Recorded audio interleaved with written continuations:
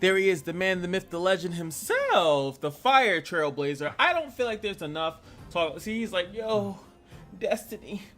I feel like there's not enough talk about this man as there really should be. I've seen a decent amount of love, and if I were to go to a random occurrence, since I have to do it anyway for the video, like just for instance, right?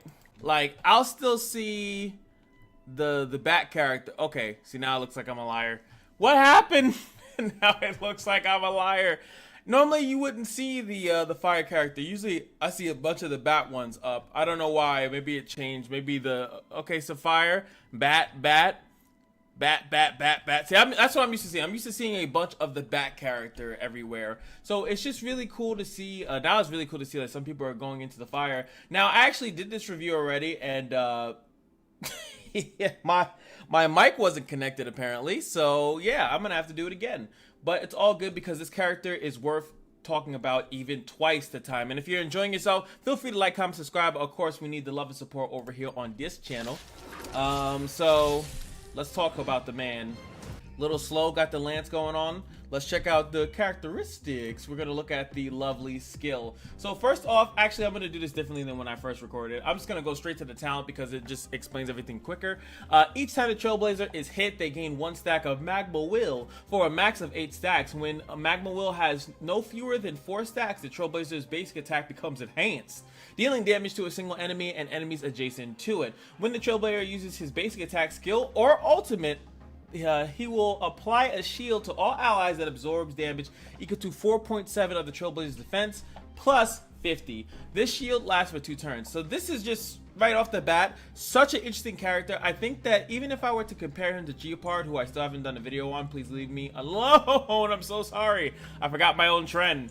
But really cool about this character, like just off the gate, that we know this is a defense scaling character because of the fact that they give out a shield that scales off defense, but it gets better as we go on. So we know that the basic attack is just 50% of his attack, ass, super ass, and gains 1 stack of Magma Will. But if you see if it has the stacks, it does 90% of the attack and then 36% of the attack adjacent to the adjacent enemies. Now that will get better, I promise you that. Now we have the skill, which is one of the most important things to note about this, right? Increase the Trailblazer's damage reduction by 43%. 43%, that is a lot of damage mitigation. Gains 1 stack of Magma Will and 100% base chance to taunt all enemies. That is insane. So you taunt everyone, come hit you. As we know, every time we get hit, we get some of that magma, baby. And when we have at least 4 or more, we're doing the enhanced auto, which is it's gonna get better, I promise. This is also something to do with the traces, but we'll go deeper into this a little bit later. But that's still really good. Then we have the ultimate, which is interesting because it deals the fire damage based off the attack, but it also does a higher scaling percentage off the defense to all enemies as well. This also makes it the next basic attack will automatically be enhanced. It does not cost Magma Will, allowing you to stack up the Magma Will even easier, right? Insane. This character is super defensive, putting out shields every time they attack or literally do anything. And on top of that, gives damage mitigation and shields to everybody. So insane. Then we have the technique here. Call of the Guardian. After using a technique at the start of the next battle, gains a shield that absorbs damage scaling off his defense. So really, really good. Super, super good. Now let's check this out in slow motion. So we have the Q. I say Q, but yeah, it's basic. That's what it looks like without it being enhanced. And this is the do you need me to tank? Love it. Indestructible. Indestructible. Come here. Prepared. The die is cast. As you can see, the small little shield that's put out, boom, you see me tanking some damage. As you guys know, the energy cost, and something I learned watching another video, is that each character has a different cost for their ultimate, something that I did not know. So I'm just going to use Dong Hong. His ultimate is 100, so he'll be able to ult a little bit more frequently. Same thing with Geopard is 100. She's probably 140 for your ultimate. That's kind of weird. I guess I can see that. But here you can see that his is 120. Plus with the taunt, he's definitely going to be able to gain energy a lot quicker because he has a direct taunt, right? Geopard has talents that make it, there it is, like he's more likely to be hit. It's just much different than a taunt, right? You want both if you can have it, so in case your taunt fails. But in the grand scheme of things, it's still pretty good. Also, you can see the Magma Will here. As you can see, he's 3 out of 8. Lance ablaze. Lance Ablaze, look at that stance. Look like, yo, y'all gonna die. Y'all don't even know it. Hit him with it. Flaming lance. Forward. Beautiful. Right into that. Win big, keep quiet. Win big, keep quiet. Love it. Lance at the ready. And this is the enhanced auto. As you can see, it has a nice little shimmer there to let you know it is. This one will not consume any of the magma will. You can see I still stayed at a 4 out of 8 because it's the basic attack after my auto. After my ult, sorry. As you can see, boom, now I can have it. Now this one will actually consume. Now going back to 0 out of 8. Really cool character. As you can see, every time I take a turn, regardless of what the turn is, I'm going to be getting a little shield. You see the small little shield, like it's a very low scaling shield, and that's really how he's used. Now it's very basic, but like it does. There's so much that he does, even when he's literally, even if he's not trying to taunt or anything like that, he just does so much. It's kind of nuts. Oh yeah, this is his technique. Will of preservation. There it is, magical. Now I want to go into the traces like I was speaking about before. And again, I just mentioned that these are just stat boosts. You know, they're just kind of sitting there, you know, prioritize those as you want. But the actual ability bonus, so this is the one you saw. After using the skill, the damage taken by all allies is reduced by 15% for 1 turn. So it really enables or makes you want to use the E as much as possible, right? You could literally have it that he just E's to prevent as much damage multiple times over and over and over again. He Qs when there's no really any purpose to use the E, the skill. So, but it just depends on what you're fighting, but I love that he can reduce the damage of the allies. With other people shielding or healing, it's going to be really hard to take out your team, especially on certain fights where the enemy is going to do some big skill. You know it's coming. You can literally pop the E. He's going to give a shield to everybody. He's going to give them damage reduction, and that's a lot. That's really a lot that he does. I don't know any other person that's doing that much damage mitigation. You also can get that using the enhanced basic attack actually heals them, which as you can see is very easy to get that, especially if you're pulling ultimates because you're taunting and you're doing all the things. You're doing all the stuff that you're supposed to do as a good boy, as a good little boy.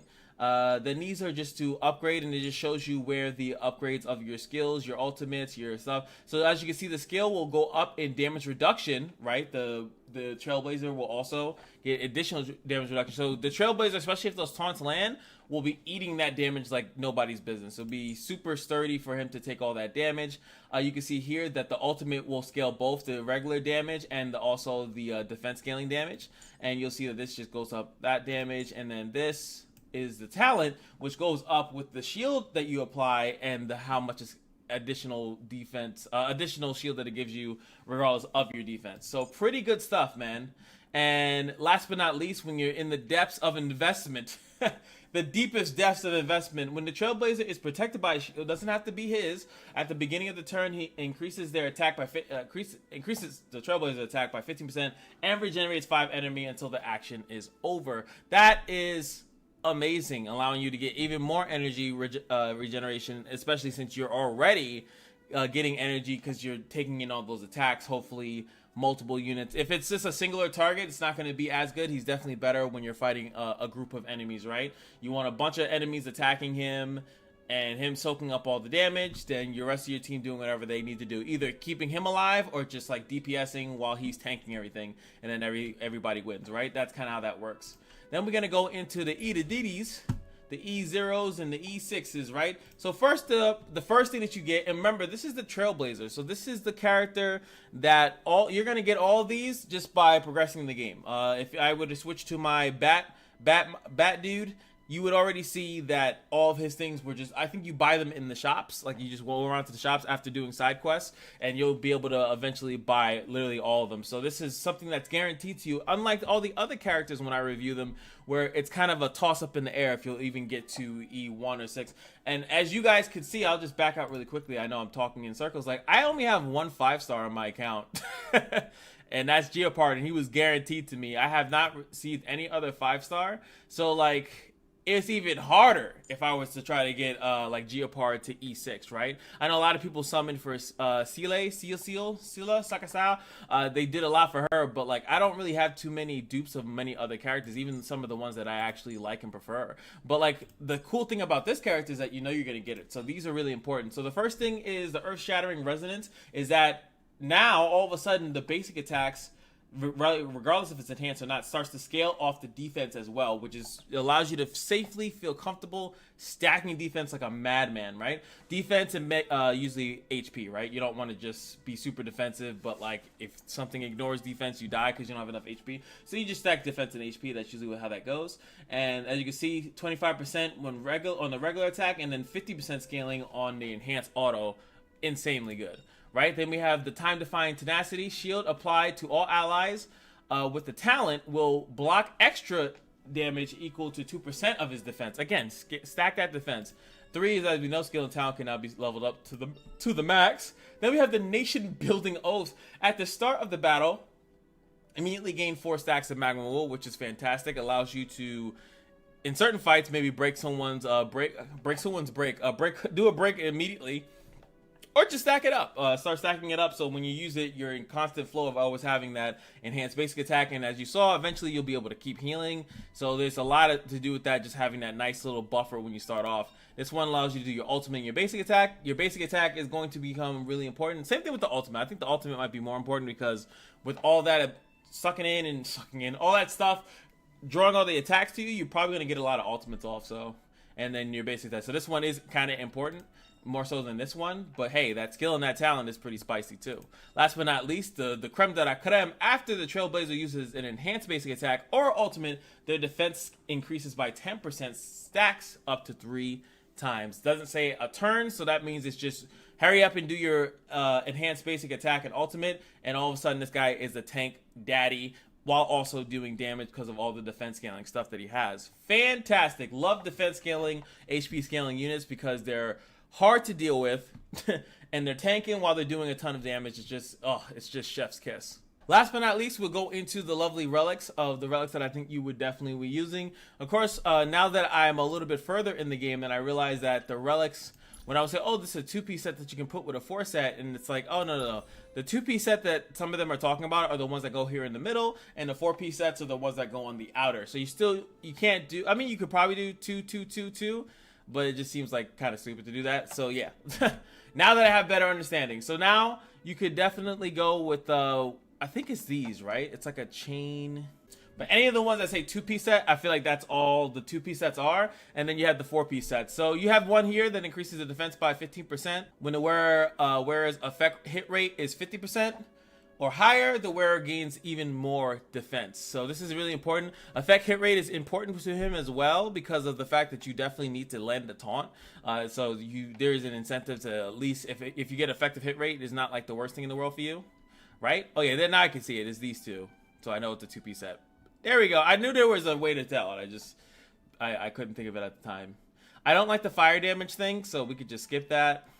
I do like this set. The Guard of the Withering Snow reduces damage taken by 8% at the beginning of the turn if the wearer's HP is equal to or less than 50% of their max HP. They will restore HP equal to 8% and regenerate 5 energy. The reason why I like that a lot is, one, in additional damage, reduced damage taken. I don't know how effectively that scales and how relevant it is. But once he gets even a little bit below half, and with all that damage mitigation, he'll be behind shields. He'll just heal and get extra energy. And I think that that's just, you know, obviously a net positive to just kind of like have so much stuff getting you energy over time, right? Then you have this one, which might be a little bit better. Something that I like to use on him and on Geopard as well. Increases the defense by 12% and then increases the max damage that can be absorbed by the shields created by the wearer. Now, as we know, every time this character does anything pretty much, attack, skill, talent, whatever, ultimate, boom, you're providing a shield. So that's a lot of shield, and if that shield can be boosted a little bit, I think that that's obviously going to be a good thing for you to do. And that's about it from all the Relic decks that I've seen. And I realized that I went to Relics first instead of Light Cones, so we'll just do it in the opposite order. All good. There's always, I always make sure that you guys have the lovely stamps so you guys know. Now, I've checked these already. So instead of me looking through most of them, I'm just going to go straight to the ones that I like. I love Amber. Increases the wearer's defense by a certain amount. And then if your HP gets lower than 50, combining with the other thing that I was just talking about, it increases by 16. Now, this is a blue, right? So the odds of you having this superimposed maxed out is high, which is that you can look at this as increases the wearer's defense by 32%, and an additional 32 every time you get too low on HP, making you a tank daddy. Like, this one is so good because, like I said, it's blue. It's going to be maxed out in comparison to any of the purples that I'm going to mention, in comparison to any of the yellows, right? So I just feel like even like this one's cool. You get to heal when you ult. He has a lot of ways to generate energy, so he's going to ult a lot. And when the wearer breaks an enemy, I mean, if you're fighting a certain encounter, that'd be great. But a lot of times that one's going to be eh. But this one, as far as the purples, I think the ones that I like the most this was the one. This is the one I think is literally the best because it increases the wearer's defense by 16%. When the wearer is attacked, there is a 100% base chance to burn the enemy. Now, for each turn, the wearer deals dot damage that is equal to 40% of the wearer's defense for 2 turns. That is a defense scaling burn. That just sounds insane. That just sounds really cool. Allows you to kind of like slowly whittle things down, and yeah, that just like while you're tanking, while you're healing with his own kit, you could just slowly burn things down. It just seems like a really good one out of as far as all the purples. This one was okay, if I remember, but it makes it more likely for you to be attacked, and then gives you additional more damage reduction. But again, like I said, the damage reduction scale, I'm not too sure about it, and plus he has a taunt which guarantees him to attack him. So doing the whole thing, the warrior is more likely to be attacked. There's no scale on that, so I don't even know if you put that on Geopard, does that like force everyone to attack him? I have no idea. Like if he gets so many of these that everyone has to attack him, but I'm pretty sure that they can overrule that. The enemy can overrule that whenever they want to. So not too sure about that. Now, out of the two, I think Texture of Memories is a lot better. Increases the wearer's effect resistance. If the wearer is attacked and has no shield, they gain a shield equal to 16% of their max HP for 2 turns. This effect can only be triggered once every 3 turns. Obviously, so it doesn't infinitely cycle, but at least you have 1 turn of it not cycling. Now, if the wearer has a shield, when they are attacked, the damage they receive, once again, is reduced. So a lot of the times he will have a shield based on that, and then it will just reduce that again. But if there's every time you caught slacking, let's say you get, I don't know, hit twice, because you're taunting a bunch of enemies, you hit, then they hit you with the shield, it's mitigated. Then they hit you again, then you gain a shield, and then they hit you again, and it gets mitigated. So it's just, the Texture of Memories definitely is the best of the best of the best, sir. Especially really good scaling if you're HP scaling unit. But a lot of these ones seem to be defense scaling.